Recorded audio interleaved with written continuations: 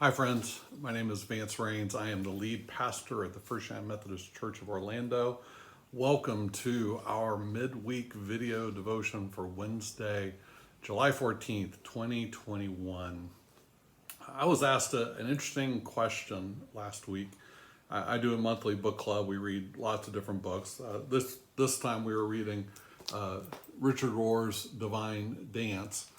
Richard Rohr is a Franciscan monk, spiritual writer, teacher in the mystical tradition of Christianity. He's a Roman Catholic, but very much in what we call the mystical tradition. And somebody in the book club asked me if I considered myself a mystic. Now, that's an interesting question. I said, I don't know. I don't know how to answer that for myself. It's something that I usually could say about somebody else. I am drawn to writers and spiritual teachers who I consider to be mystics in the mystical tradition. Mysticism, there's mysticism in all of the great religious traditions.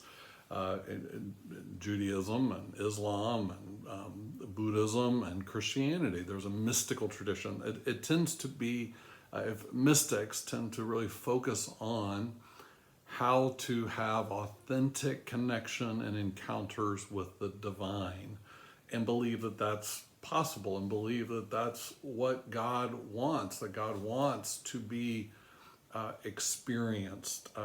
A mystic or true mysticism focuses on that overlap of earth and heaven, of physical and spiritual. I've heard it said that a mystic doesn't know where they end and God begins, or where God ends and they begin, because there's this deep overlap of these two realities, earthly, heavenly, physical, spiritual. Am I a mystic? Gosh, I don't know, but that somebody might think so is a compliment, because that's certainly the kind of spirituality I want to live into. Now, it's uncomfortable for some people. Some people want clear religion, clear practice, clear tradition, clear rules, clear answers, dogma. But that's not really where mysticism is. And so as I was kind of reflecting on what does it mean to be a mystical Christian, I just started writing some what-if questions. So let these just kind of roll over you. I don't know what you'll think of them. What if God is everywhere? What if God is in everything? I'm sitting in my office. I'm surrounded by a beautiful church building. I'm overlooking our steeple and our courtyard.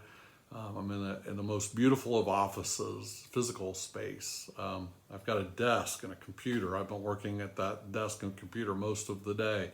Emails and writing a sermon outline and doing some prep for tomorrow. I answered phone calls. I made some phone calls. I have a whiteboard over there that has a list of things I need to work on. I'm surrounded by books that I use for research and a lot of just little token kind of things and art that I've picked up around the world. Behind me is a tapestry woven by my friend Estella in Guatemala. Stuff, right? I'm surrounded by physical stuff. We focus our time, our attention on stuff we can see and touch and feel, plans, agendas, calendar items, things that we can know, right, with certainty. But what if God is in everything and God is everywhere? What if the unseen reality of the space is God?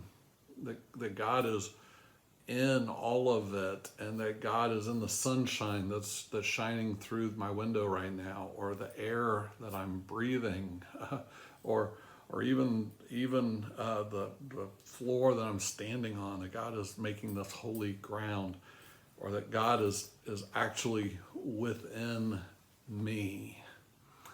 And what if God is not only present in everything, but God is working in everything? That behind the scenes, God is at work in every conversation, in every decision and every choice, that God is working through it. That doesn't mean that God causes all of it.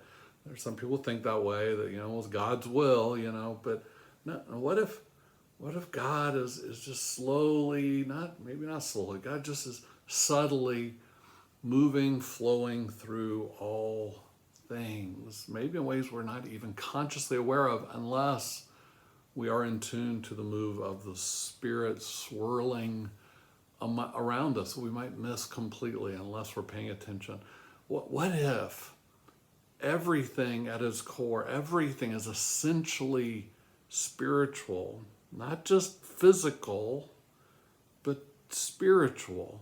And what if every object, what if every encounter, what if every action and reaction, what if every moment of every day is a moment that we can engage deeply with the presence of the divine? What if God, Spirit, divinity is bigger than what we can experience with our senses? Like, we put a lot of weight on what I can touch, taste, see, smell, feel. But what if God is bigger than all of that? What if God's bigger than my hunches, bigger than my intuition, bigger than my intellection, right? Like what I think I know. What if God is bigger than that? What if God is bigger than all of our religious traditions and practices and dogma? It doesn't mean that they're not good. It doesn't mean that there's not a place for them. It just means that God is bigger than them, that they're just a starting place. What if God is both uncontainable, right? That we can't put God in a box and say, well, here's God. And yet, God is contained in us.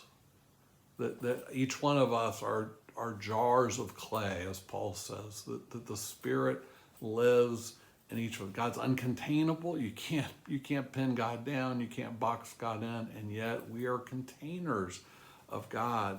What if our existence as humans created in God's image is primarily spiritual, more than it is relational, but that's spiritual too, more than it is professional, more than it is my skin color, my ethnicity, my nationality, my school affiliation, my political affiliation, my denominational affiliation?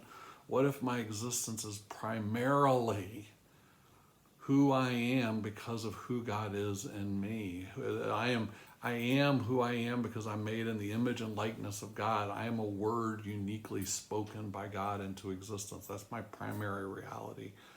What if all the things that weigh on us, stress us, concern us, burden us, weigh us down, what if none of it really matters?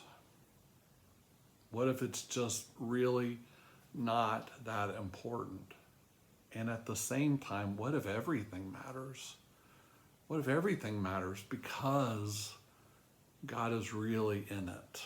Because God is really, it doesn't matter because of the way it stresses us, burdens us, or the weight we put on it, but because God is doing something in it. You see, that's what the mystical tradition is. It's finding that weave of God in all things. It's opening our eyes to God's presence in all things. It's becoming more intuitive about how God is working in the world. It's about being more open and receptive.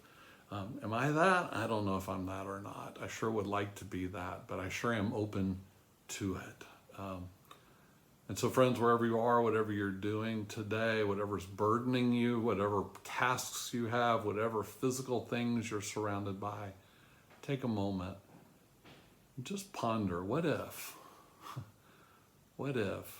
What if God's as close as the air you're breathing? What if God's as close as the person nearest you? What if God is as close as the object that's closest that you could reach out to? What if God is in the next opportunity you are faced with today to serve, to honor someone, to love someone, to learn from someone? What if? What if? God bless you, friends.